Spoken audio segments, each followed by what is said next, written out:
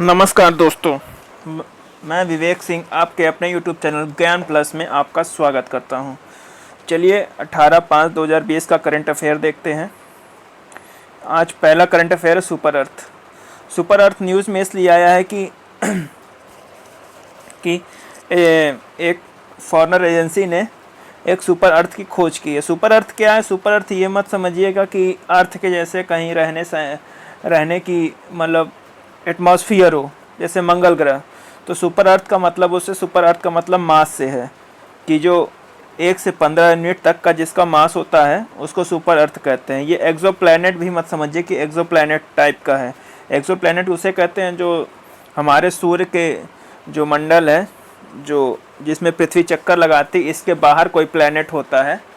हमारे यूनिवर्स के बाहर जो हमारा सूर्य का एक घेरा है उसके बाहर जो प्लैनेट दिखाई देते हैं उसको एक्सोप्लैनेट कहते हैं। वो सूर्य का चक्कर नहीं लगाते हैं, तो ध्यान दीजिएगा। चलिए नेक्स्ट, क्योंकि कभी कभी ये सब टर्म पूछ ले जाते हैं सुपर अर्थ क्या है, तो आदमी सुपर अर्थ का मतलब समझ लेता है कि अर्थ जैसे एटमॉस्फेयर किसी ग्रह पे होगी तो उसको सुपर अर्थ कहा जाएगा। तो ये चीज़ नहीं, ये मास से रिलेटेड है, तो ध्यान दीजिएगा। नेक्स्ट है घड़ियाल। घड़ियाल क्यों न्यूज़ में आया? क्योंकि आज यूपी ने एक घड़ियाल को घाघरा नदी में रिलीज़ किया है। ध्यान दीजिए, घाघरा नदी पे। लेकिन अब घाघरा नदी पे रिलीज़ किया तो रिलीज़ से मतलब नहीं, तो इसका बेसिक्स में जाते हैं। कुकराइल घड़ियाल ब्रीडिंग सेंटर है लखनऊ में, यहाँ ब्रीडिंग कराई जाती है। एक ब्रीडिंग सेंटर चंबल पे है, चंबल नदी पे, जहाँ घड़ियालों को ब्रीडिंग कराई जाती है। यह सोन नदी पे, रामगंगा नदी पे मिलता है। ये इसका रहने का आवास फ्रेश वाटर में है, मतलब जहाँ स्वच्छ पानी मिलेगा वहीं घड़ियाल रहता है। और हमारे इंडिया में घड़ियाल के 3 स्पीसीज पाए। एक मगरमच्छ पाया जाता है जिसका चौड़ा मुंह रहता है। एक साल्ट वाटर में मगर पाया जाता है जो नमकीन पानी में पाया जाता है, लगभग नॉर्थ ईस्ट में पाया जाता है। चलिए नेक्स्ट करंट अफेयर देखते हैं। डिफेंस टेस्टिंग इंफ्रास्ट्रक्चर स्कीम, ये इसकी स्कीम की आज शुरुआत हुई है, जिसमें हमारे रक्षा मंत्री राजनाथ सिंह ने किया है। इसका उद्देश्य क्या है? ये पीपीपी मॉडल पर इस्टेब्लिश होगा, जो हमारे टेस्टिंग के इंफ्रास्ट्रक्चर में जो भी कमियां हैं या नए इंफ्रास्ट्रक्चर टेस्टिंग के बनाने, जिसमें एयरक्राफ्ट को टेस्ट करना हो, रोबोट को, अनमैन्ड व्हीकल को, रडार को, आदि जितने भी मतलब इन टेस्टिंग करना होता है, तो ये नया टेस्टिंग हब बनाने का विचार चल रहा है। तो उसी के लिए स्कीम लाई गई। ये 5 साल तक इम्प्लीमेंट होगी। तो नए टेस्टिंग इंफ्रास्ट्रक्चर किए जाएंगे। जैसे अभी आप लोग ने जान रहे हैं कि बुंदेलखंड चित्रकूट के कुछ एरिया में डिफेंस गलियारा बनाया जा रहा है, क्योंकि डिफेंस के क्षेत्र में भारत आत्मनिर्भर भारत बनना चाहता है। हमारे प्रधानमंत्री जी ने अभी 20 लाख करोड़ का पैकेज भी बताया, तो उसमें आत्मनिर्भर भारत की एक थीम रखी गई है। तो उसी के अंडर में ही ये सब स्कीमें आ रही हैं, तो ध्यान दीजिएगा। नेक्स्ट है क्यूनाइन नोंगलो डो। ये क्या है? ये हिमालयन विलेज है। हिमालयन विलेज का नाम है, जहाँ ब्रिटिश के टाइम पे सिनकोना के ट्री लगाए गए थे। तो सिनकोना के ट्री से क्यूनाइन मिलता है। क्यूनाइन से क्या होता है? ये मलेरिया की दवा बनाने में काम आती है। अभी आप लोग ने सुना होगा हाइड्रोक्लोरिन क्वाइन की दवा अमेरिका ने इंडिया से मांगी थी कोविड-19 के लिए। तो कोविड-19 की वजह से हाइड्रोक्लोरोक्विन दवा सुर्खियों में आई थी, जो मलेरिया को ख़त्म करने के काम आती है। तो मलेरिया में क्यूनाइन ही पाया जाता है, जिससे मलेरिया की दवा आसानी से बन सके। तो ये जो गांव है, यहाँ पे सिनकोना से क्यूनाइन मिलता है, इससे फिर मलेरिया की दवा बनाई जाती है। चलिए नेक्स्ट देखते हैं। अब देखिए, ये cluster farming, contract farming, APMC act, ECA act, sorry बी गलत लिखा हुआ है, 1955। ये आज हिंदू के आर्टिकल में टर्म आया है, जो कल हमारी फाइनेंस मिनिस्ट्री ने एग्रीकल्चर के रूप में जो अपने मतलब जो जितने पैसे 6 लाख करोड़ का जो बजट बताया है कि एग्रीकल्चर सेक्टर में हम खर्च करेंगे, उसमें ये सब सुधारों पर विशेष बल दिया गया है। जैसे हमारे यहाँ 1991 में सुधार किए गए थे, इकोनॉमिक सुधार, उसी तरह एग्रीकल्चर के क्षेत्र में ये सुधार बहुत आवश्यक हुए हैं, जो सरकार करना चाह रही है। चलिए इन टर्म को थोड़ा समझते हैं। क्लस्टर फार्मिंग क्या है? क्लस्टर फार्मिंग उसे कहते हैं जैसे जहाँ ऐसे उदाहरण के रूप में देखते हैं। जैसे रामलाल के पास 2 बीघा खेत है, किसी सनी राम के पास 2 बीघा खेत है। तो अगर ये खेत आपस में है तो ये क्या कहते हैं, आपस में होकर एक क्लस्टर बना लेंगे। तो उस क्लस्टर के अंदर फार्मिंग करेंगे, जिससे इनको इकट्ठे से नहीं कहते कि थोक का सामान बहुत सस्ता पड़ता है खुदरा से, तो यहाँ थोक के सामान में अपना यूज़ करें, तो इसमें कृषि में जो लागत आएगी वो कम आएगी। तो क्लस्टर फार्मिंग में सुधार किया जा रहा है कि जिससे लोग इसके ऊपर आगे बढ़ें। नेक्स्ट है कॉन्ट्रैक्ट फार्मिंग। कॉन्ट्रैक्ट का मतलब ही आप लोग जानते हैं अनुबंध। तो अनुबंध कैसे, क्या अनुबंध, जैसे कोई कंपनी है, जैसे डोमिनोज पिज्ज़ा वाली, तो पिज्ज़ा में तो आलू नहीं पड़ता, ऐसे पिज्ज़ा में जैसे टमाटर पड़ता है, ठीक है, टमाटर का उदाहरण लेते हैं हम लोग। तो कॉन्ट्रैक्ट फार्मिंग के ऐसे फार्मर जो है टमाटर उगाया, तो अब देखते हैं कभी कभी टमाटर को फेंका जाता है क्योंकि उसकी लागत ही नहीं निकलती है। तो कॉन्ट्रैक्ट फार्मिंग में क्या हुआ कि जैसे डोमिनोज ने ऑर्डर किया किसी किसान, जैसे किसान का नाम रामलाल है, तो रामलाल को कहा कि आप ये खेती कीजिए, टमाटर हमें चाहिए और नवंबर के महीने में चाहिए हमें। तो रामलाल कहेगा ठीक है, आपको हम नवंबर के महीने में देंगे। तो डोमिनोज कहेगी आपके टमाटर को हम 15 रुपए के रेट से लेंगे, इतना चाहिए, इस क्वालिटी का चाहिए।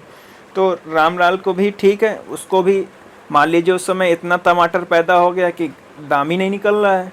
तो कॉन्ट्रैक्ट में क्या हुआ कि कंपनी को भी टेंशन ख़त्म कि मुझे टमाटर, मान लीजिए उस समय टमाटर कम पैदा हुआ, कुछ जलवायु परिवर्तन वजह से मौसम चेंज हुआ उस समय टमाटर के हाई रेट भी पहुंच जाते हैं, कभी कभी 80-80 रुपये, 60-60 रुपये किलो भी इसने लगते हैं। तो उस समय कंपनी को भी फ़ायदा हो जाएगा और किसान को भी फ़ायदा हो जाएगा कि उसको भी टेंशन ख़त्म है कि आगे आने वाले समय में क्या होगा, और कंपनी को भी दिक्कत नहीं होगी।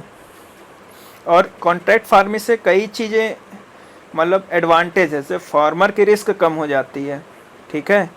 और दूसरा क्या है कि टेक्नोलॉजी आ जाती है, और टेक्नोलॉजी आएगी तभी तो आगे कुछ मतलब जैसे नई नई टेक्नोलॉजी काम होने आती रहती है, तो जो खेती की जो लागत है वो कम होती रहती है। जैसे पहले आदमी